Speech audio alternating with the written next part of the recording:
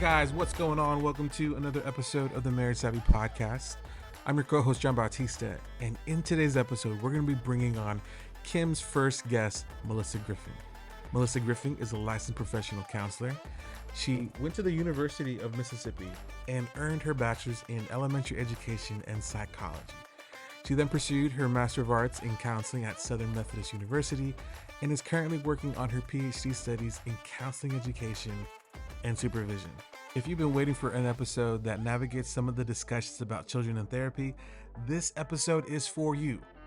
Kim and Melissa will be talking about children in therapy, parenting styles, and ruptures and repair. At the end, they're going to address one thing that parents can do in order to make healthy repairs with their children. Coming up on today's show. The Marriage Savvy Podcast is for informational purposes only and should not be used to diagnose, treat, or act as medical advice. Always seek the advice of your primary care physician, mental health professional, or qualified healthcare provider for any questions you may have regarding a medical condition and/or mental illness. Okay, guys, so I am so excited to talk to Melissa Griffing today because Melissa is a leader in our field with working with the dynamics of kids and family. I love the name of your practice. I've told you that before. WellNest Counseling. I just love the name of that and what that means. Because I've got so many clients and honestly friends and family members who are in difficult situations in their families. They're trying to raise kids, well-balanced, adjusted kids in today's crazy, chaotic world is already a challenge.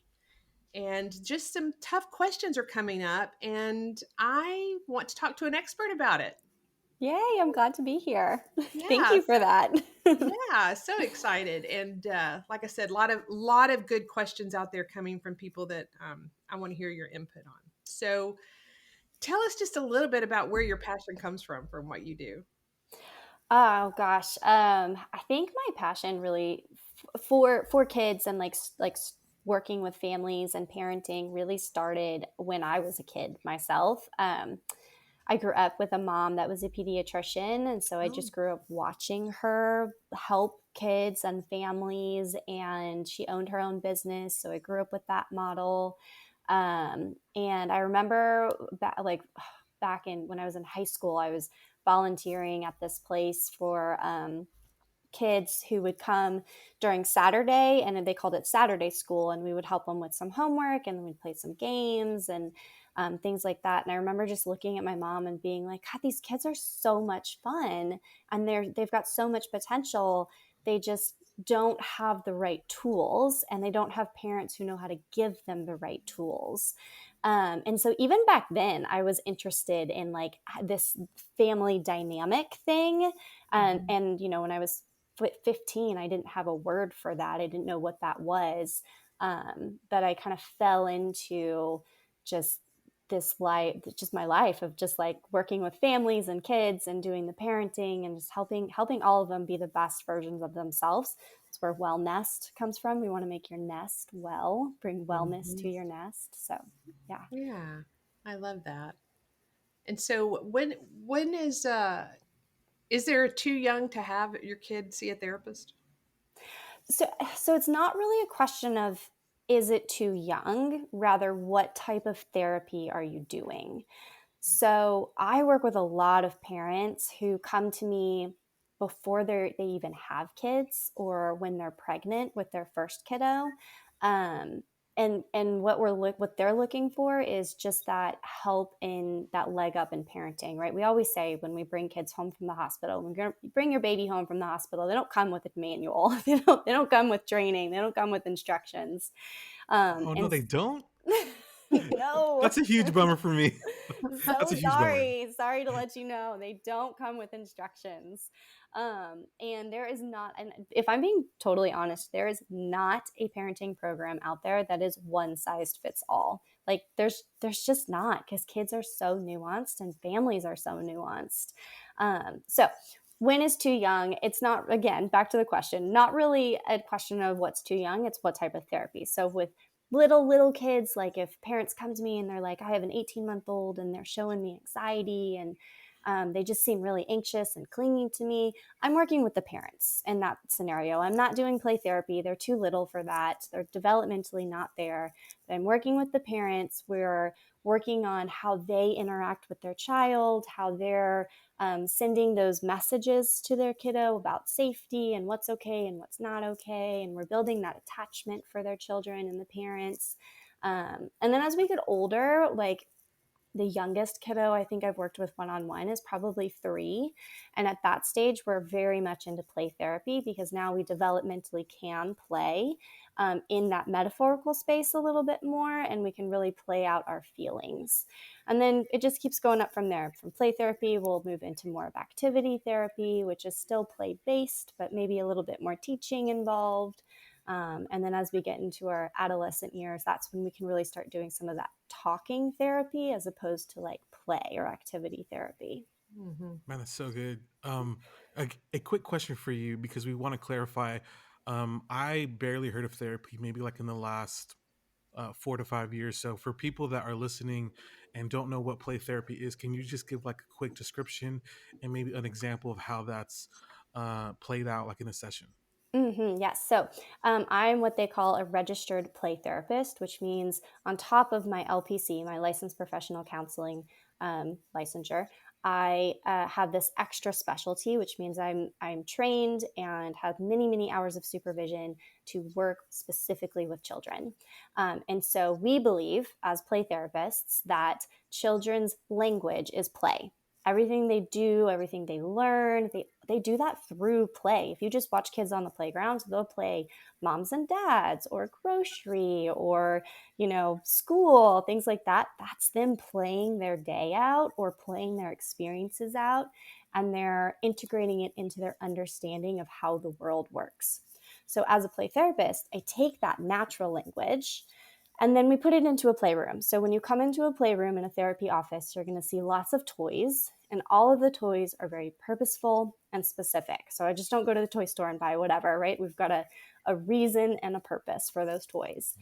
And the kids will come in and they'll say, you can play with these toys in lots of different ways. Not any way, because we do have limits and boundaries, but lots of different ways.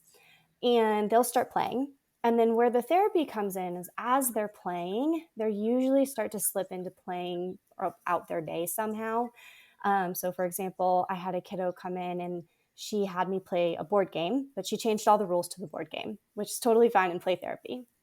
And one of the rules was if I spun a certain number, I had to go to timeout.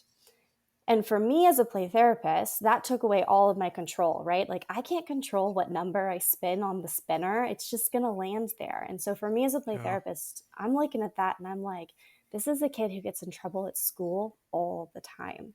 So I'm wondering if they don't feel like they have control over whether or not they're getting in trouble at school, if it feels random to them. So then we get to process that in the play therapy room. I love Wow. that. I love that. Pretty So powerful interesting. stuff. Yeah, I mean, I can see how it can be for sure, and it accesses different parts of the brain, and you know, gives you so much insight. I'm wondering, like, especially if you for a child therapist or play therapy sessions, like, what are some signs that a child would benefit from that? Like, there's normal developmental things that kids go through that you're like, they'll outgrow that, or that's not something I really need to address, and then that, this might be something I want to Yeah. have my kids see somebody. What? I think that's a question we get a lot, right? Like when does my kid need therapy? When is this not just developmental normalness that where my kid will grow past and grow out of? I think when it becomes excessive or a problem, or if it starts to have a problem with like their relationships at school, their attachments at home. If we're older and our grades are dropping, if we have excessive worry and it's stopping us from doing things that we've done over and over again, or trying new things, or going anywhere without mom and dad, those would be kind of some signs that I would be like, okay, let's see what's going on here. Yeah. And just to kind of clarify is that like when people talk about therapy and therapy for kids, it's not, I mean, I'm not the expert, but I'm assuming that it's not talk therapy. Like we're not just talking to them about Mm-mm. feelings. They're essentially coming into a room and playing out their experiences, and we learn through how they play and what they play out as they're in the session. Hmm. Is that accurate? Yeah, that's accurate. We kids, and I get this a lot. I'll get like a 7-year-old will come in and they'll be like, "Well, my mom says I'm supposed to talk to you," and I'm like, "No, no, no, no, that's not Yeah, what we do in here." yeah, And yeah, because they don't. They don't. Kids don't come home from their day of school. I mean, how many times has a child come home and been and their mom and dad's like, "How was your day?" And they're like, "Fine." I'm like, "Okay, well, what did you do?" "Nothing." "You spent 8 hours at this place and you did nothing?" Like yeah. what? Somebody stole someone's chocolate milk. All Like, right. come on. Somebody did something. Something happened. But it's just that's just not how kids process, and it's not how they talk. So no, so they're not coming in and they're not verbally telling me all of these things that are happening. I'm getting a lot of information from the parents about what's happening, what they're getting from school. Sometimes I'm talking to the school teachers or the school counselors as well. And then the rest of it is all within the metaphor of the playroom. So again, those toys that we have in the playroom, there's a reason we have those toys. We have aggressive toys. We have home toys. We have nurturing toys. We have mastery toys, and each like group of toys tells me a different piece of the puzzle that I kind of get Yeah. to put together and help children process in that way.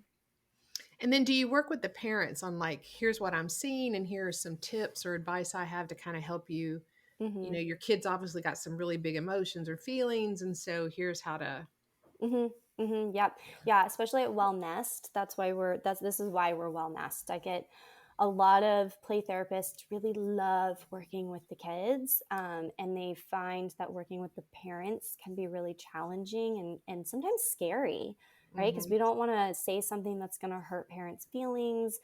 Um, but we do not fear that at WellNest because our whole model is we're working with your family. We're not just working with your kiddo. If you're bringing your kiddo in, you're part of this process, and we're going to pull you Mm. in, and we're going to give you tips and tricks on how to help your kiddo going through whatever they can go through. And I tell parents, I'm like, y'all are a system, so I can't just work with your kiddo and you expect change from 45 minutes one time a week. I need you doing things at home too, and we've got to be a team. I have some kids that I love working with and I've been working with for a while, and we kind of take this like village approach, right? Like I get to be a part of your village to help raise this human so they can Mhm. be wonderful, successful adults eventually. Sometimes it just takes a little bit, more team members to get there though. Right, right. But I love that too, because Melissa, not every, I have, I work with the adults and Yes. I work with the families at the different layer of the pyramid. And, and they tell me about their experiences putting their kid in play therapy and it feels very detached to them. They don't know what's going on. They're not getting that communication. And so that's Hmm. really good to hear. Yeah, yeah, we try to just connect everybody together, and we're very strength based and attachment based. So we're looking at what are you already doing that works really well, and let's just build on that because you're doing something right. I promise. Yeah. Yeah. That's And good. I love too what you said about not wanting to hurt their feelings because I mean, as a mom, you know this, like mom guilt is big. Oh yeah.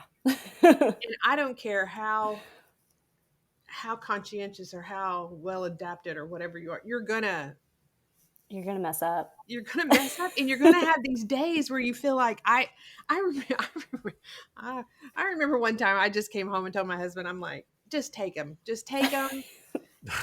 for their own benefit because I'm not fit to be their mother. I was just having one of those really bad days. John's like, oh yeah, because that won't scar them. Let me just, rip them away. But I No just, more. no more. Yeah. I just felt like I couldn't get it right. Yeah. Hmm. Just couldn't get it right. And so if you're hypersensitive to that and you've got a therapist, this professional, right, that's seeing your kid, I mean, I think your biggest fear is that she's going to look at you and go, wow. Oh, who Mommy gave you dearest. children? Yeah. Your kids got problems and you're the reason why. Yeah. Yeah, no.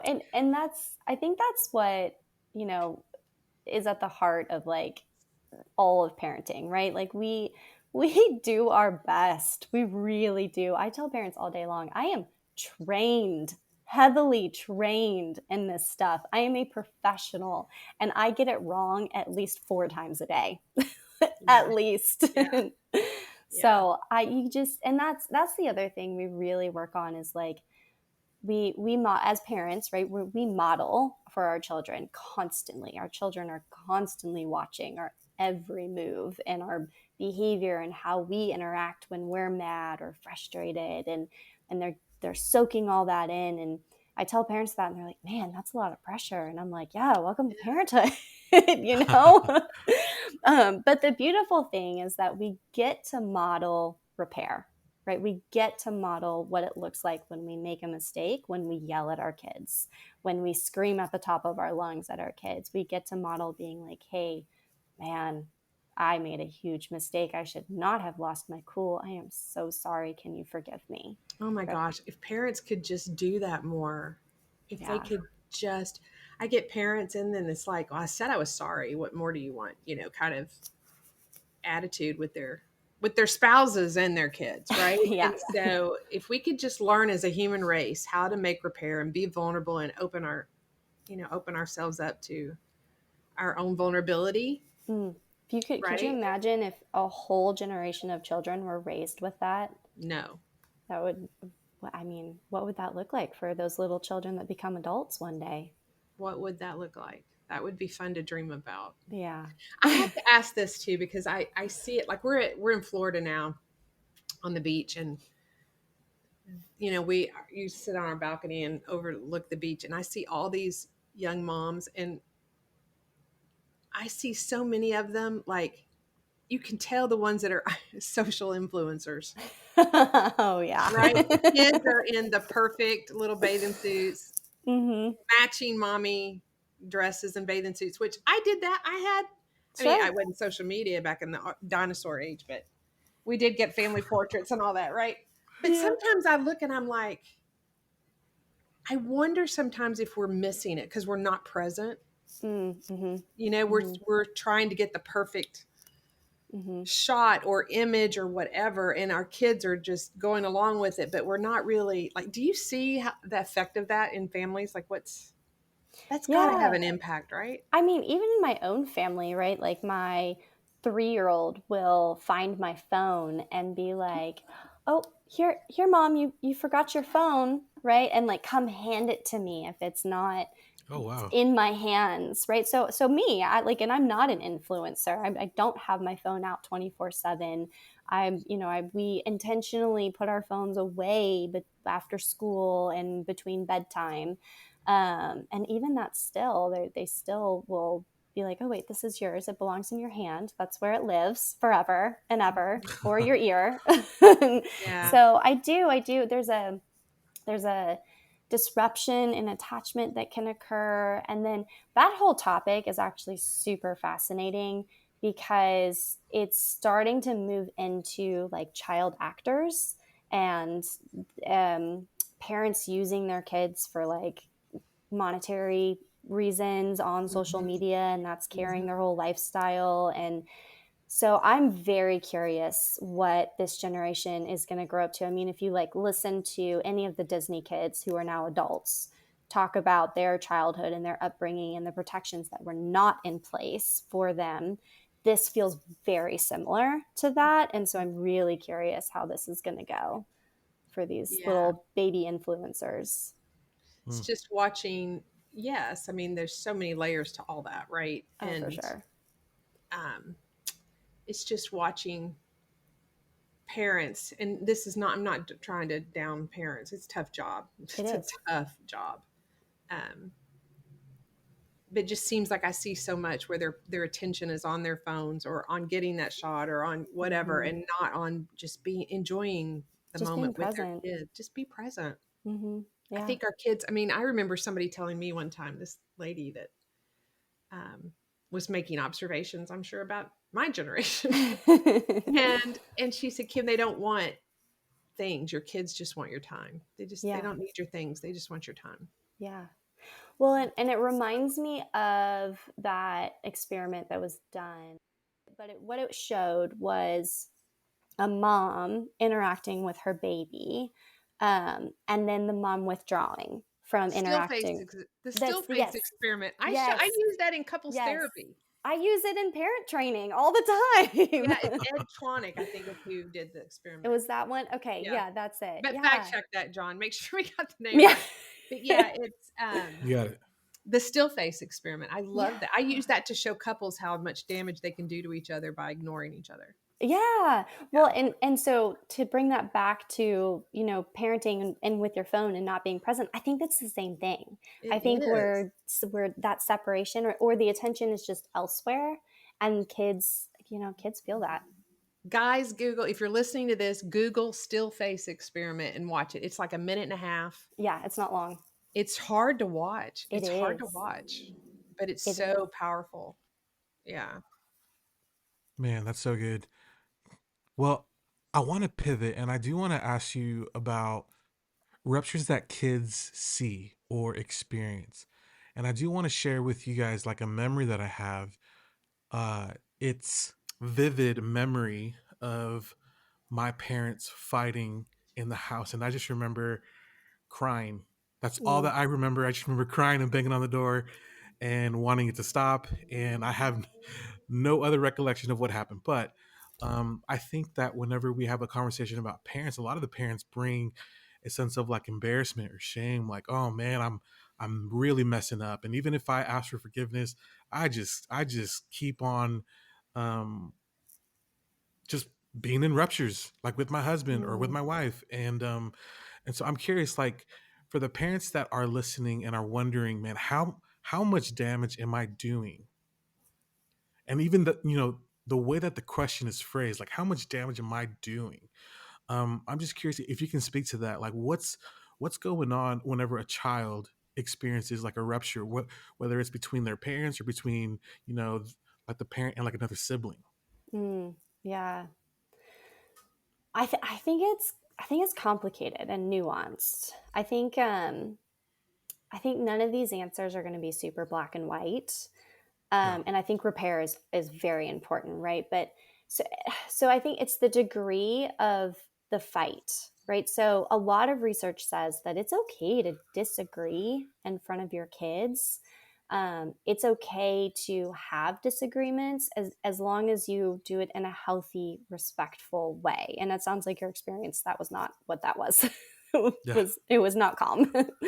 um, which and like again, like that can be okay too, because we're humans and we're not perfect, and we're gonna get mad and we're gonna scream, and that's gonna happen. I think what the question really is the frequency of which it happens, right? If is Okay. this a 5 times in my whole childhood thing, or is this like a weekly thing? Because if it's a weekly thing, that's when we're going to get those massive disruptions. And what we see, and that's a trauma for kids, right? And I'm not Mm. talking about like one big blowout fight in your childhood. Like, okay, we could call that a trauma, but we've got capital T's and we've got lowercase t's, and everybody experiences lowercase t's, right? These are everyday kind of things that happen that you think back and you're like, well, why did I remember that one? That one stuck with me. Yeah. But then we have capital case T's, which are, true traumas. Like that's wrong, the wrong verbiage. Not true traumas, but they're capital case T's are heavier traumas. Mm-hmm. Ones Big that events. big They're like big events. events. Mm-hmm. Yes, yeah, they're big events. And I think what research shows is when we have repeated big events or prolonged big events, it physically alters the brain. It physically changes the brain, it rewires it. And then what we also have is a child living in fight or flight constantly. And so I think something that's really important for parents to remember when we're talking about these heavier subjects is back to that modeling. You're modeling how to have a relationship, and that relationship you have with your child's parent, other parent, whether it's your husband or your wife, um, is the very first relationship that they experience. And so what they do is they take that relationship, they learn from it, and then every other relationship they have, whether it's romantic or social growing up, um, is kind of based on those early life lessons that they get. And so that's where this idea of like generational trauma happens. It's like, well, this is how I saw my parents resolve conflict. And maybe it wasn't that great of a way to resolve conflict, but they don't know any different because that's what they saw. Yeah. So I think that can be one of those like bigger risks that we have. I would also call it a more stealthy risk. It's not like super in your face. Um, but then of course, if we're if we're growing up in like big traumas, like fighting every day and there's physical abuse and things like that, then we get a lot more issues with our children growing up as adults, and we can get into PTSD or personality disorders and things like that. So I think it comes down to frequency and volume and how big of an event these things are. I would think too, it's about consistency, right? It's like Yes. consistently having a place where your kid feels safe, Yes. right? Yes. So that they can withstand, like you said, the occasional rupture. If Right. you have 5 fights a year or whatever, and you make Whatever. repair with your kid, which I think is important to do, Yes. you know, um, as opposed to they never know when it's going to be a hot night at Mm. home and when it's not, right? Yeah, Like that those consistency. eggshells, and Mhm. that's what we teach in our parenting courses is consistency breeds safety, and There you go. safety breeds trust and secure attachments. Research also shows that if a child has one secure attachment with an adult, they're more likely to overcome any other massive ruptures or anything like that. So That's good to know, just because get that's one in really there. good to know. Really good to know, because sometimes you have a parent that's not doing so great, not well, maybe Mm. struggling, with depression or addiction, or Mhm. um, maybe had a really bad traumatic childhood themselves, so they're pretty detached. We talk about these traumas, though.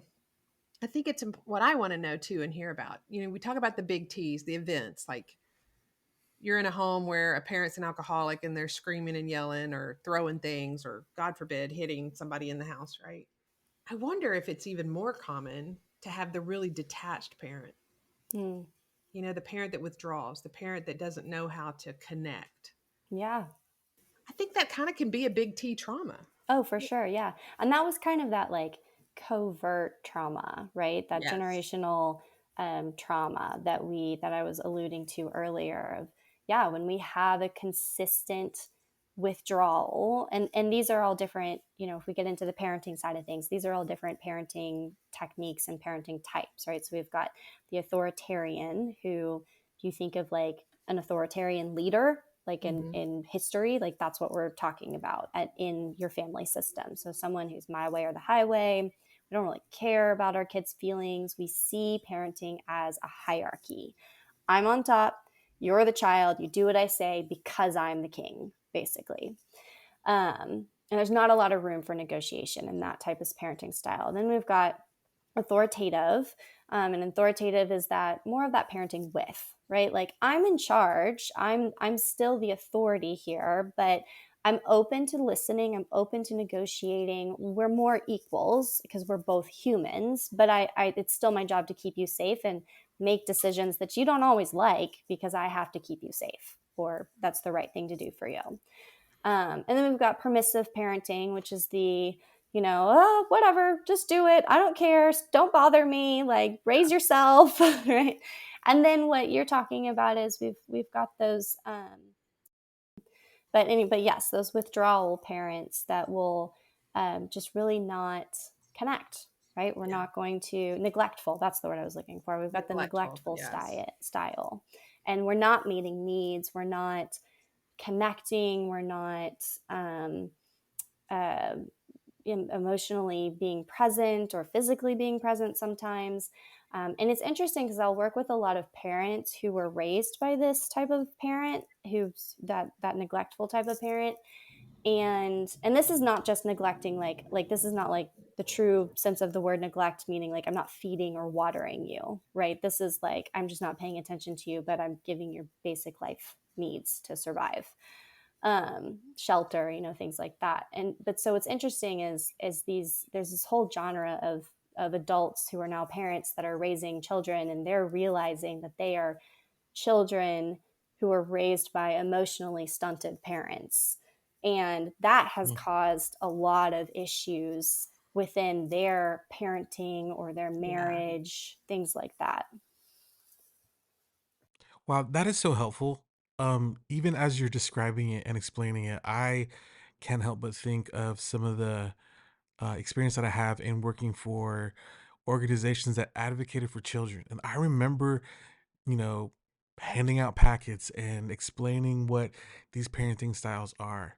So just to kind of move us forward, I do want to ask if a parent, hears this and maybe can identify with some of the unhelpful parenting styles or aspects of the parenting style, like what is something that they can do in order to repair that kind of rupture or disconnection?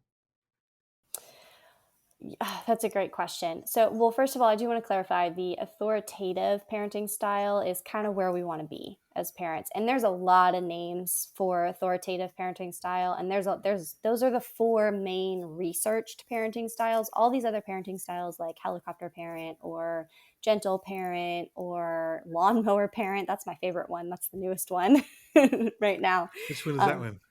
Lawnmower parent is the type of parent that's going to mow the grass so you just got it smooth sailing, right? We're going to get rid of all the problems so you don't have any conflict. We're just make it all easy for you. We don't want our children I gotcha. to suffer. And that type of parenting has problems too. So I think it's complicated, right? So first of all, what you're asking parents to do, and we're asking them to repair, is we're asking them to put aside their pride, and we're asking them to be um, intuitive to what's going on emotionally within themselves. And we're asking them to have enough self compassion and have enough confidence in themselves and have high enough self esteem to be able to say, I'm sorry, and not feel like that's making them as a parent less than. And that's huge. Yes. So I think the first part of the answer to your question is parents need to get to that place first, which means they need to do their own work in therapy, Hmm, and they need to be able to even say I'm sorry to a peer before we can say it to our children. Mm-hmm. that's If good. we're there, then Yeah. then I think it's simple, like a simple, genuine, however, I give parents a lot of verbiage for things, but I always tell them, you got to take this, you got to tweak it, and you got to make it sound like you, right? It's got to be genuine. So I think it's simple, I'm sorry, I'm going to try and do better. We all make mistakes. Um, really just goes a long way. And then just spend time with your kid. Just do an activity that your kid likes, whether or not you like it. And if you don't like it, pretend you like it, because it means the world to your child. I think too, as a parent, you have to, like you said before, it's beautifully said, Melissa, and that you have to be emotionally mature yourself, Mm, right? And you have to get there. You have to be able to hear feedback. I think what keeps parents stuck in these places is shame. They yeah. don't want to they don't want to face it, own it. Apologies might make them feel or look weak in their Mm-hmm. minds. And so when a child or a grown adult comes and says, "Hey, um, it wasn't so always so great growing up in our house," like that can be really hard for a parent to hear that. Oh, yeah. Hmm. Yeah. Right. And I hear all kinds of unhealthy responses to that, of making the kid feel guilty, or I'm just the worst parent in the world. I don't know why you didn't fire me, or even I hear a lot of, well, you weren't always that great of a kid to have either. Like, Uh-huh. kind Ooh, of, let's share the blame here a little right. bit. And Mm-hmm. it's not the parent saying, here, I want to screw you up in every possible way. Mm-mm. It's saying, I can't handle the shame of knowing that I didn't show up Right. for you Right. when you needed me to. Right. And then on the That's good. yeah, on the flip side of that, I have a lot of kids or emerging adults, like your 18 to 25-year-olds, even your 27, 30-year-olds who are entering therapy for the first time, and they're saying, well, yeah, my mom did that, but my mom was great. Like Oh, yeah. she did her best. I'm like, listen, we can talk about the things that you didn't love as a child and still love your parent. Yeah. And that's okay. We can hold both truths. That But is it's so important. I'm so glad you said that because that's true. That's true. I've seen that a lot too. I had the perfect childhood because they feel like it's dishonoring, disrespectful. Yes. disrespectful Mm-hmm, mm-hmm. to admit that, mom was less than perfect or dad was less than perfect. When I got to tell you, there is no perfect parent. So, No, there's no perfect parent. Mm-mm. Yeah. yeah. If there's one encouragement that you would leave with our listeners today, like what would you say? Like that would be when we're trying to maybe navigate the repair process with Mm. our children. I think I would go back. I think what I would say is saying sorry to anybody is not a sign of weakness, rather a sign of immense strength, in my opinion, for all the reasons we just talked about. And I think that within that, there is forgiveness and there is a sense of empowerment as well. Because just knowing that when you say, I'm sorry, or you do that repair work with your kid, it gives that sense of empowerment to parents. Because at the end of the day, what we're really trying to do is we're going back to modeling, right? So I tell parents all the time, I ask parents rather, what do you want? What's your goal here? What do you want your kids to do? How do you want them to be when they grow up? What type of characteristics are you looking for? What are you trying to instill? Great. Be that. Because they model so much and they take after that, or you model so much. And hopefully in that answer that parents give me is, I want my kids to be able to repair. I want them to be able to say sorry and own their own mistakes, grow from it, and move on. And if that's what you want for your kids, then you've got to do that, because that's the best, quickest, most sure way that they're going to learn that skill. So I don't That's know. so I think good. that would be my encouragement. Just don't be afraid of the repair. It's actually super powerful and empowering and just all around Yeah. good. Only good things. And I want to add this to it too, because I did Pia Melody's PIT training. Do you know about that? It's the childhood trauma from birth to, I think, 18 years old. And she says that it always goes from parent to child. Don't expect it from child to parent, meaning Oh yeah. repair and being healthy, and it's your job to emotionally take care of your children. It is not your child's job to emotionally take care of you. Correct. Yes. And so that's when you start, it gets real messy when you get that confused. Yeah. So, all right. So listen, guys, I love having Melissa on the show, and I've got so many more questions for her. And so we're going to record again next week. And I've got some specific things I want to ask you. So guys, stay tuned for some really good stuff coming up. Yay. Yes, thank you, Melissa. Yeah. All right, guys, that's our show for today. I hope that you guys enjoyed this week's episode with Melissa and Kim. And I want you guys to tune in next week, because we're going to bring Melissa back and address some really interesting questions. You've been listening to the Marriage Savvy Podcast, where being savvy about your marriage can help you not get finessed by it. I'm your co-host, John Bautista, and we'll see you on the next episode. Y'all stay savvy. Peace.